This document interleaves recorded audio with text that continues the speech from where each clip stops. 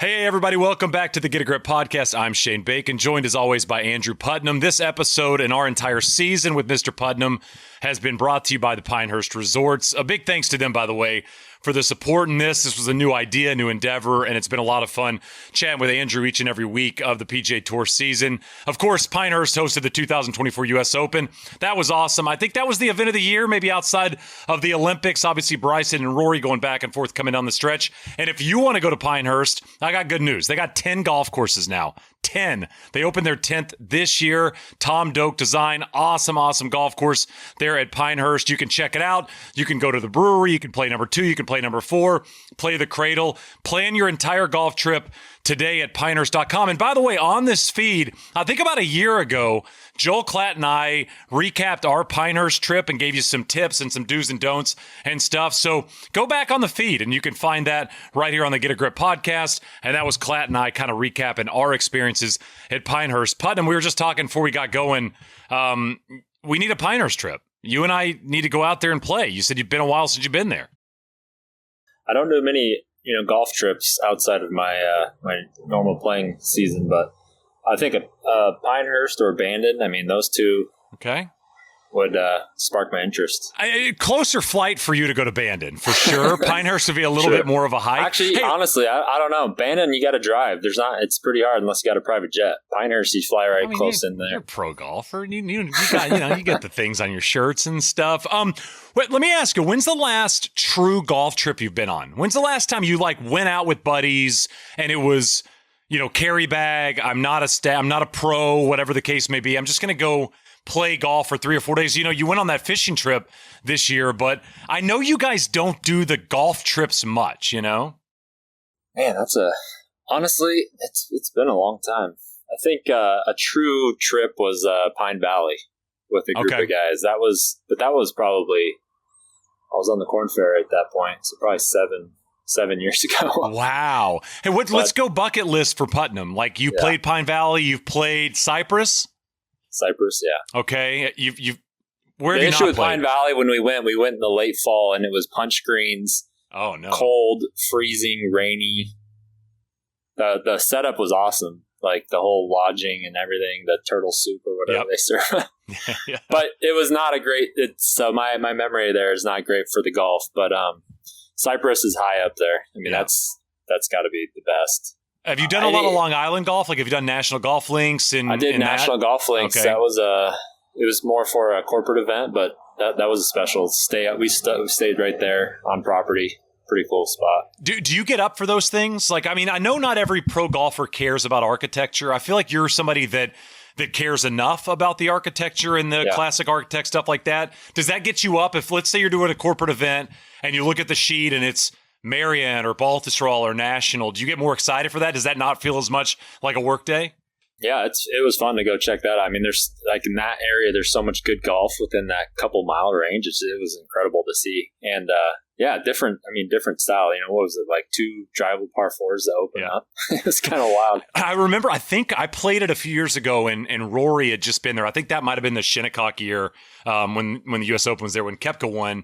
And I think Rory had been up there playing a Shinnecock practice round and he played National and he tried to drive one and they never found the ball. And I think so he dropped one or played a provisional. And I think he shot 62 that day. And they're like, it's unofficial. We can't count it because of that first tee shot. But it is a wicked start when you go, I can go 3-3 if I know where to go, but you don't always know where to go there.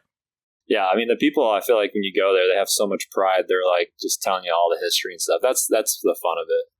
The people, they love their golf. I've been thinking about personally, where do I want to play? I've got a chance to play a lot of cool golf, and I've got, unlike you, traveling for golf and golf trips that in a lot of ways is my business. In a small scale. Yeah, you've been putting some rounds in. I've been watching on Instagram. You've been playing some cool spots. Trying to play a little bit of golf, trying to work on the golf swing, trying to get a little shorter. I know you sent me the screen grab. It was my club was touching my right cheek, I think, on the backswing. I've never done Sand Hills in Nebraska, and that's high on my list. I want to do that. Have you been there? I haven't. No. Okay, that's huge. I'm a big Core Crenshaw guy, and that's high. I've never done Pasatiempo. Have you played there? Never done that one. God, see, I feel like that's something. Yeah, that's surprising you haven't played that golf course. So Sage Valley's cool. Yeah. Super cool. And then I haven't done Crystal Downs, which is high on my list as well. So those are kind of my places I want to go. When I got married, so my wife and I got married in New Zealand. We called it professionally eloped. And my wedding gift to myself was we went to Melbourne and I played Royal Melbourne, and that was probably the number one bucket list of my kind of golfing life. So got a chance to obviously play that and play the composite golf course. But yeah, it's funny. I mean, you are now in your quote unquote off season, and we'll get into kind of all of that in a little bit. But are you clubs away? I'm not playing golf right now at all, or are you? I had a couple days away. Now I'm kind of back to the grind. Clubs are away. I got Andres Gonzalez. You know him. He was texting me to play today, and I'm like, dude, I'm need to learn how to use an RV for camping. I'm in that mode right now. But it's weird. It is weird. By the way, your backdrop is like a Home Depot right now. Where are you, by the way? At my uncle's shop. Okay. He has an epic shop, and he has his big 40-foot motorhome. We just did a 2-hour tutorial on all the things. You feeling good? No. But he does have a full checklist of. Okay. But I just did a driving test. I'm pretty good at driving. I mean, if I didn't play golf, people ask me, I'm like, I could be a trucker, dude. I love being on the road, just podcasts and be listening to you. Yeah, podcast music every now and again, and then just drive. But, hey, I backed this thing in for the first time, and there's about 3 or 4 feet on each side. He had me backing it in. You're feeling good? Time, I'm good. So we need to connect you with Patrick Koenig. He's the guy that did drove around the country for a whole year and played some 650 golf courses. Jeez. And he's like the expert now in golf RV life. But what are you doing? Are you going like a trip? You guys going away, driving around for a bit, or what? My kids, my brother and some of their friends, they always do some camping trips in the summer. And we've never been able to take our kids just because I've always been playing. Yep. And so we're like, all right, we got a month off. We're going to go hit up this little town called Leavenworth. Really cool spot. My uncle has a 40-foot RV, and so we're going to do that for a couple nights, see how it goes. I don't know my wife's 30 weeks pregnant, so Tani is, so we're not doing because I was like, let's go camping in a tent. She's like, I'm not laying in a tent. No chance. Pregnant. So this is a pretty good way to do it. You're going to have to get Tom Haverford to the Parks and Rec tent situation there if you want to have her come at 30 weeks pregnant. It is funny though, you fly so much, you travel so much. We talked a lot. By the way, got a lot of good feedback on our last podcast about our turbulent and app conversation. I've now got a buddy that is sending me screen grabs of every flight he takes and how it's looking in terms of forecast. But when you fly a lot, the last thing you want to do in terms of quote unquote vacation, at least in my opinion, is fly again. So I'm totally with you on this. Get in a car, go see some parts of the world that are close to where you live and close to what you do, and stay as far away from airport as possible. I'm right there with you. Yeah. I mean, we mentioned, we were like, should we do Yellowstone? I mean, we got all this time, and with our age of our kids, we're like, it's not a thing. My uncle was like, it's, because he's done a bunch of trips, all his nephews. He's like, it's almost better just to go somewhere 30 minutes away. Yep. Kids don't know the difference. I'm like, yeah, that's true. Yeah. I mean, drive for an hour if you want, and then just go to the place 30 minutes away, and you're like, we're here, and they'll be happy. My wife and I did, my sister, God love her, she, during the summer, comes up here and takes both kids for 3 or 4 days. She's a teacher in South Carolina, and that's kind of her gift to us every year. She goes, I'll come up and I'll babysit the kids. She's really good with kids. I mean, she's good in a lot of capacities, but very good with children. And we were contemplating going to Iceland because it's a pretty short flight in kind of when you think about where you live in the world, it's pretty short from the Northeast.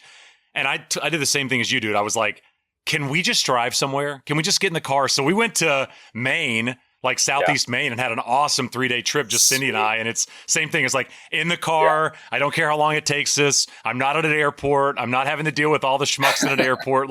I can get there. I can enjoy it. You have your vehicle there, and you can rock and roll. I just want to ask you a little bit about the end of the year, Wyndham Championship. I know you missed the cut. I think you finished 73rd. On the FedEx Cup points list. I was looking at the scorecard. You birdied your 35th hole. I think it was the 8th hole on Friday. Did you have an idea of where you were? Did you have a good feel and sense of what you needed to do there? Yeah, I pretty much, I knew I needed. I mean, it was weird. I was playing pretty good and, was just cruising along. And then I had 2 3-putts from 25 feet. Usually I never do that. And then, greens are extremely fast out there. I just kind of put myself in the wrong spot. And then and I'm like, shoot, I got to make a couple birdies to make this cut and have a chance. And then clutched up, made a birdie on 6 and birdie on 8. Number 9, right down the middle. It was right in between clubs, and it was a front pin, and it was, I don't know. In my mind, I'm like, I should have hit a 9 instead of an 8 iron and missed short. But you don't really want these chips. It's so grainy out there. You don't want these short chips with the grain right into you when you got a little bit of pressure going on. So I just tried to hit a soft 8, and hit it 25 feet left. Literally the worst possible spot on the planet. And the tour had a fantastic, nice tweet of me 3-putting for a missed guy. Honestly, I don't know if I've ever 3-putted my last for a missed guy, so that was kind of hard to swallow. So kind of a tough way to end. But you knew where you were going to miss it when you made the bogey there at the last hole. Yeah. Now, I was paying attention on the weekend because there was movement. Like, I don't know did you have was there a 2% chance or a 3% chance that you could still potentially hop in that top 70, or did you feel like there was a 0% chance you had a chance of making it? No, I ended up looking up the points a little bit, and it looked like I almost had to have like a top 10 to sneak in there. Okay, like I had to play pretty well. So it was feeling like, hey, man, I got to have a good tournament because the spread was pretty wide. Like, I don't even know. What is there, one person that played their way in after on Wyndham? Really not many. No. I think that the points were a lot more spread out this year than most years because of all the increased points in the elevated events, signature events. So 22 starts, 2 top 10s, 6 top 25s. You made 15 of 22 cuts. Give me a grade for your season. Oh, it's probably a B. Okay. It wasn't terrible, but definitely not my best year out there.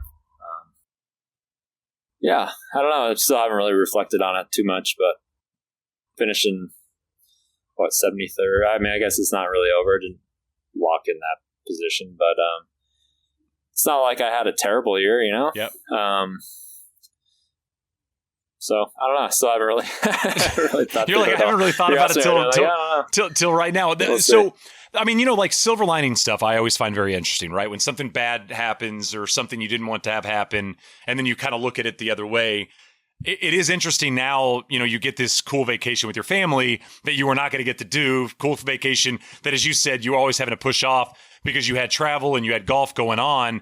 Do you look at it in a way as, I'm bummed out because of this, but because of this, I get to go do this with the people I love? I think you have to, or you just drive yourself crazy. Totally. Every time I've had something happen where I remember on the Korn Ferry tour one year, I was kind of on the bubble to get my card, and it was this year that they had this hurricane come through and it canceled our last season event. And I only, I was probably just outside the number and canceled the event. They didn't even replay it. Didn't have a chance to get my card. And it ended up being a really great off season. I forget, my wife was reminding me a lot of good things happened, stuff that I needed to happen. I think I switched instructors, I did all these things that then I made it on the PGA the next year. And so probably approach it the same way. I think it was good for my body. My back kind of flared up that in the Wyndham. But I think just try to get a little more healthy. We're moving into a new house. There's a lot of, a million things going on, which I think is good to be able to take care of some of that stuff, be with my wife while she's, getting close to having a baby coming and kind of getting organized. But yeah, there's still a lot of good, it's a running treadmill being on the PGA Tour every year. And I've played well the last few years where I haven't had a lot of time off, which is great, which is what I'm trying to go for every year. But when you kind of have the forced stop, it's not the worst thing to be able to catch up on life a little bit.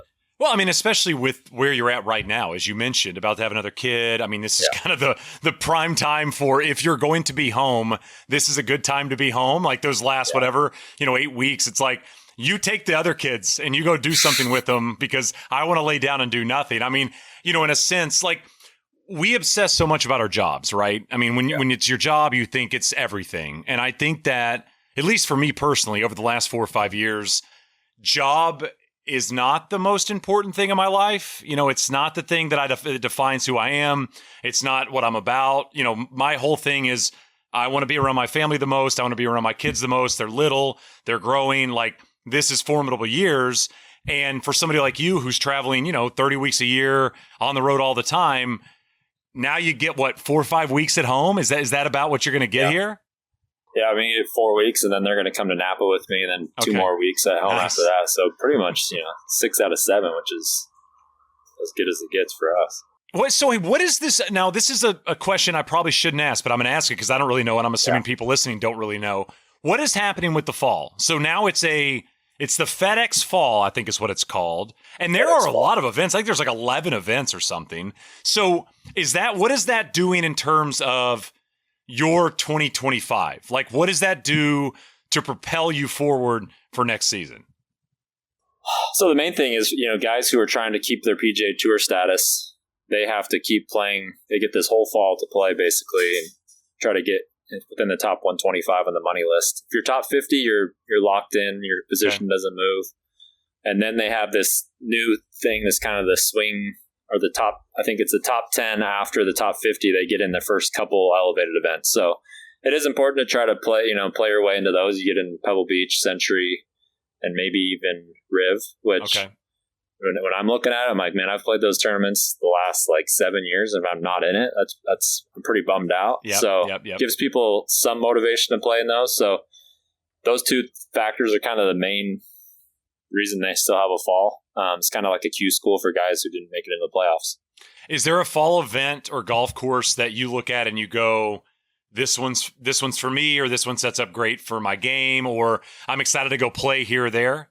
I love the fall, honestly. I think, a lot of it sets up pretty well for me. In Napa, Vegas, I played, almost won Japan.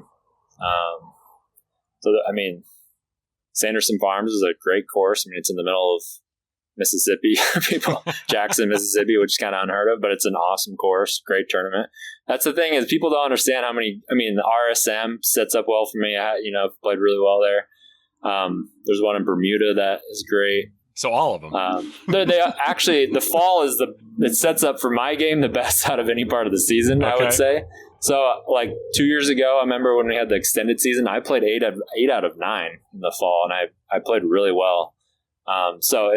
Last year was really weird for me because I was top 50 and I didn't really have to play any of the fall. And so I didn't really practice, and I missed a couple cuts. I had one good event, but it was a weird thing. So this fall I'm going to be playing a lot. It'd be nice to keep the game sharp, and there's not a ton riding on it for me. I'm in a spot where I couldn't, fall. I couldn't fall a whole lot in terms of the points, but there's a lot of money on the line, and just I don't know. Winning tournaments is huge too. Pick up a dub or something. Get into the Masters is always number one priority for me. So the Japan event, you mentioned the Zozo. So I think 3 years ago, I was the host of that event with Sam Saunders, and Sam had just been coming out of injury, and he was figuring out, am I going to keep playing, or am I going to try to get into the media world? And we stayed at that hotel that you guys stay at. So everybody stays at the same hotel. It's the most unique week of the year in that capacity, because rarely is media in the same places where the players are. But that's one of those weeks. I remember I went to the gym one day and Hideki's down there working out, and you're like, this is so strange. But they do an amazing job at that event getting you guys around. They have all those courtesy cars that just flow through. Sam and I remember one night we're going to dinner. We're waiting outside for a cab. And he's kind of looking around, and there were 8 of those Bentley SUVs or whatever you guys get that'll take you into town or whatever. He goes, hey, come over here. We walked over, and he's like, we look like players. And we just waited in line, and we got in one. They were like, where do you guys want to go? And so the rest of the week, we were just taking all the player availability to and from dinner places, and it was awesome. But that event rocks. Japan is the best country to go as a professional golfer, because they treat you like you're just they treat you like a god, and they just roll the red carpet out. I remember 2 years ago, that was the year I played really well, and we were like, we want to go out to a really cool sushi spot or teppanyaki, and they picked us up in the Range Rover, me, I think Soth and Carl, my caddy, and it took us an hour and a half into the city, private driver, and we're had a 4-hour dinner, and then he just waited for us and then brought us back, and I'm like, this is unreal. There's no other tournament that that would treat you like that. So it's one of the best events. It's a long ways to go, but it's so fun to like even just going into the city and cruising around the streets. I mean, Japan is just such a cool country.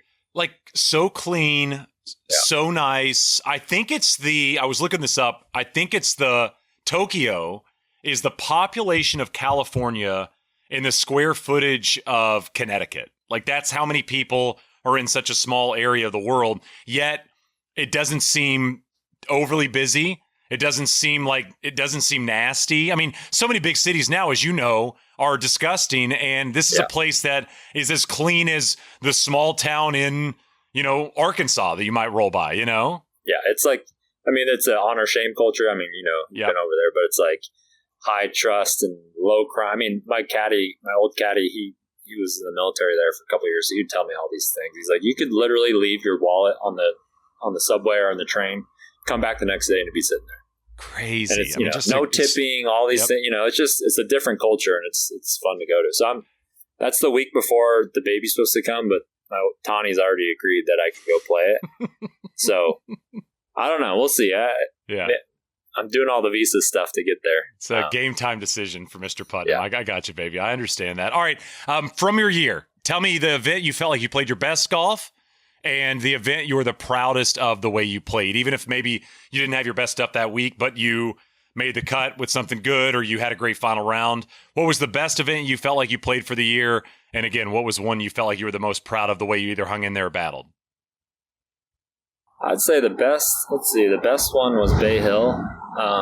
It's always that's one of those weeks that's just such a grind. And I think I don't know if we mentioned, but it's not a week that you like have fun playing golf.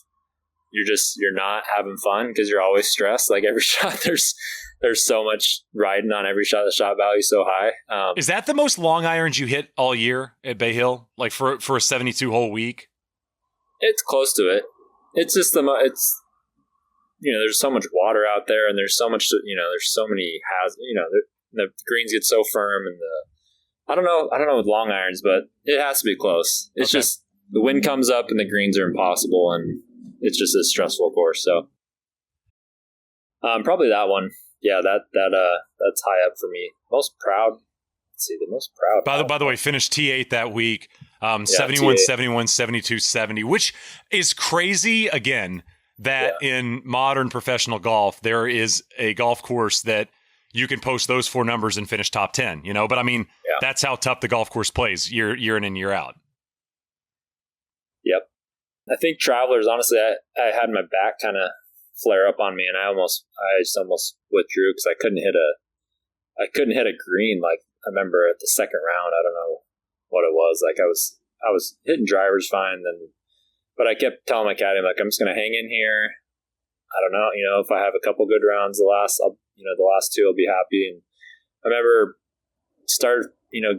feeling decent towards the end of the second round. And then I think I played pretty good on the weekend and, finished top 30 or something. But those kind of things where you're battling mentally, like, should I still be playing or should I not? And then you just kind of grind it out and then you go on and have a couple good days and at the end of the year, that could have been the difference between getting the top 70. I at least gave myself a better shot. And so that kind of stands out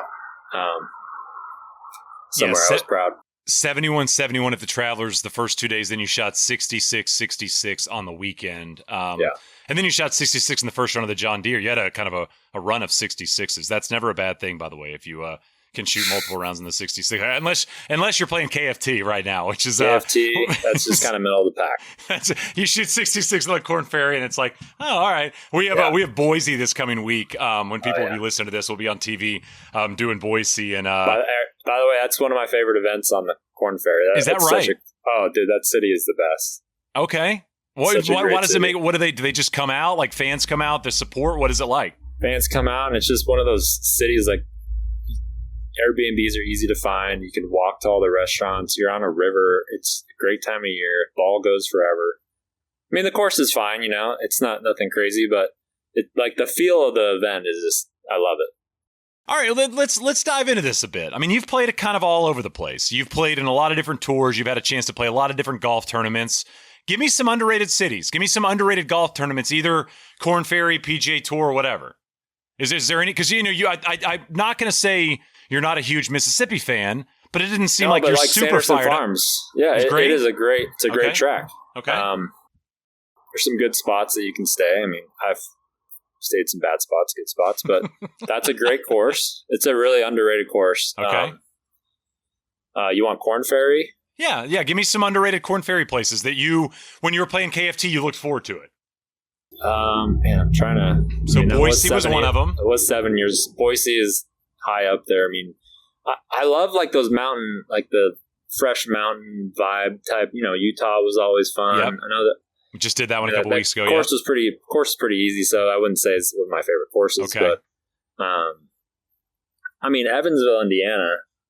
It's hard to beat that course where they go to. I mean, I remember the first year it was there. I tried to Monday qualify. I didn't qualify. I caddy for my brother, and the heat index was like 110. And it was the first time anyone's seen it. And they had all the tees back in the practice round, and people were playing, and they're like, the winner is going to shoot like plus 10. Like, it just seemed that hard, It's like Scarlet Course in Ohio State. Yeah. Sometimes, you don't know how the tournament's going to set it up if it's never been there. And then they set it up. The people on tour tend to be pretty good at knowing, like, this isn't realistic. Like, we can't have all these tees back. They end up putting the tees up, but that's an underrated. I mean, the finishing holes there are probably some of the best out of any course. Like, Interesting. You got to know where your ball's going. 16, 17, 18 are brutal. What's a PGA Tour event? I mean, we know about Riv and the golf course, and I mean, I think we've got a good feel now at this point about the Heritage and Travelers. Like, these events kind of have now become talking points on what are great golf tournaments. What's a golf tournament on the PGA Tour that maybe doesn't get the flowers it deserves, either from where it's at, location, hospitality, golf course, or whatever the case may be? Is there one that maybe doesn't get talked about enough? I mean, there's ones that I know that my family loves coming to, like the Valero Texas Open. Why does that one stand out?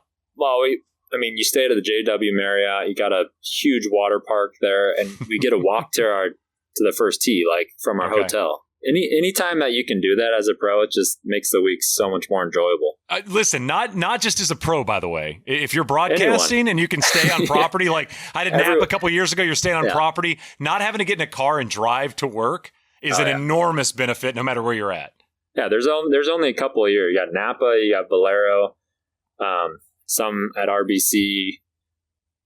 The Mexico one used to be one, but those are all like, dude, my family's going to that. We're there. Like, and people love going to those. They bring their family. I mean, Valero, the cool thing is they give you like multiple room blocks. Like some events, they're like, just one room. This is like, no, we'll hook you up. The rates are good. Food, like they give us, I remember they used to give us these big F-150s, cool, like the coolest cars of the year. We drive it to the hotel and literally wouldn't touch it the whole week because we don't leave. It's like, where are we going to go? They got like 5 restaurants. You take it back. It's a full tank. You're like, this has not been touched. It hasn't been moved. Yeah, Valero's one. I mean, that's an awesome event. God, that would not have been on my list. See, this is why I'm asking these questions. That's very interesting. I mean, obviously, the family aspect of that as well obviously plays big into that because, as you said, something to do in the middle of the day that is very easy and convenient is a big play. Yeah, for sure. I mean, Napa's a cool one too. I mean, you get to stay on site. Everyone loves being Napa. I mean, get to go into Yountville. All the cool little restaurants and pastry shops, and wine tasting, whatever.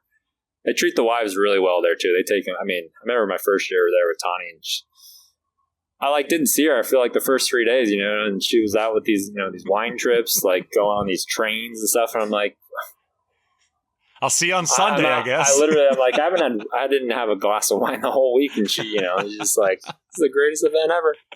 I think Napa is the only event my wife has gone with me on that I've worked in the last 4 years, and she was saying like, she's like, I'm going to this with you, and I was like, no, I mean that'd be awesome. I mean it's like if you don't come here, it's a waste of our time, Yeah, that's a good one. All right, so before we wrap, I wanted to ask a couple things. One is, you mentioned a lot of like what you're doing right now, which is not golf based. When do you get back into golf? Are we like 3 weeks out and we'll touch a golf club again? Or will you start itching? Like, I know some guys say they're going to take time away and they can't do it. I think after next week we'll do like a little camping trip, and then I'll be getting back into it. Okay. So I'll be like a week and a half off. And then, I mean, the thing is, then I got a tournament in like a week and a half.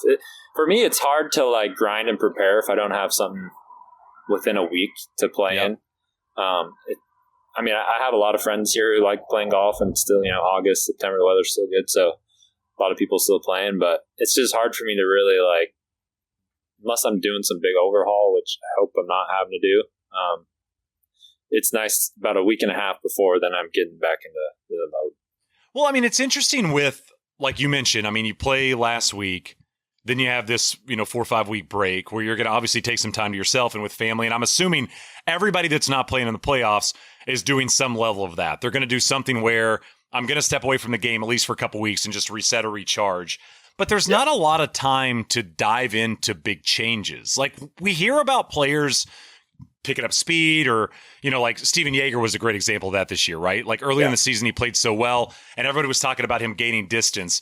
When do you actually do that? Because it feels like the schedule's so bunched up now, especially in the fall. I don't really see a part of the year where you get 8 weeks off to go do some changes to the golf swing or, try to, get bigger or do whatever the case that may be for yourself.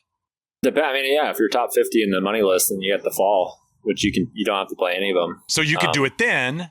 You can do it then, but most guys, for the majority of people, there's not like you don't have more than a 4 or 5 week break, which is like, man, I don't know. Like, I already know, like, you have all these plans, like, I'm going to do this and that, and I get all this done, but then the 4 weeks just goes by like that. It's just, when you got family and kids and stuff, it just, I don't know, it happens faster and faster each year. So you kind of have to, it's hard because you kind of have to work. A lot of guys are doing speed training at events, and you're working out at events, and you're kind of just having to keep it rolling through the year. Like, you don't want to take too much time off from doing that stuff because then it's hard to get back into it. And then you just go as hard as you can the weeks that you have off, the 4 or 5. There's 2 different stretches, I guess, you could have off. But there's still not that big break that people are talking about. Like football players and basketball players, you'll hear a lot, in the offseason, some of the guys will get bigger or get stronger or whatever the case may be, right? But you hear them talk about in season, it's just maintenance. They're just trying to maintain their body. I mean, they're not going in there and lifting crazy heavy week to week because obviously, the sports take a lot of toll on their bodies. And it just is interesting because it does feel like with golf, outside of, let's say, 35 or 40 names, if you want to do something substantial to the golf swing, you either have to take tournaments off, in the fall. Maybe you don't play the last couple of events. You spend all of December working on something, or you've kind of got to do it during the season. I mean, is that fair? Yeah, I mean, that's how, there's just not enough time. There's no time. You just get behind the wheel and you're getting lapped. So you're just hoping that you don't have to have that, like, I need to really rebuild something, because then you're just like, I don't know. I've never been great at that. Like, I don't know what you do. I don't know what you do. Maybe some guys are better at doing that than others. But I don't know. What's the number one RV rule? What were some of the main RV rules that you got told? Number one, I was looking at my uncle. He's over there working, but hopefully this is right. But when we first got in, he said, number one rule, it's a 40-foot RV. Okay. So it's when you're pulling out, you have to take a lot wider turns. He's saying it's a lot easier. You're pulling out in a normal truck. You don't see the light pole on the side because your radius of turning can be pretty. Doesn't have to be super wide. So the RV, you got to really pull out pretty far, and then you can turn it. And it looks like you're gonna like hit a car, and then you kind of whip it around back into the lane. So that was number one on his list that he told me. Just not be aware of your size. Basically, if you're like Victor Wembanyama walking around a normal house, it's like you're always probably aware of your surroundings. You're just basically doing that. It is kind of fun to drive it though. I mean, those huge windshields and being aware of like the trees, how far the trees are, like on the sides of the roads here, like not banging into a bunch of trees. But he had a checklist. He has laminated card with 40 different things. Like when you park the RV, these are all he's very organized. So are you stressed or no? No. Okay. I love, it's weird. I love driving. I love being on the road, and I'm like, I went to college in LA, and so you have to become a very good driver in LA. Like, you got to be an offensive driver. I feel like ever since then, I've been pretty good dialed. Like, you're always checking every mirror, because people are just flying everywhere. At least compared to Northwest. I don't know how it is where you're at, but I mean, I feel the same living here. Is like, I'm on 95. I'm just always alert around me because there's just something happening at all times. I grew up in a town of 24,000 people. I didn't know what traffic was for 19 years of my life, So to now live in a place where I'm maybe a mile from one of the busiest interstates on the planet, and you're always kind of alert and aware. I mean, like you said about LA, it's just, you're just always making sure you're not going to smoke somebody or somebody's not smoking you at all moments of the day. It doesn't matter what time it is in LA either. It could be 11 p.m. and there's going to be standing traffic on just about every freeway.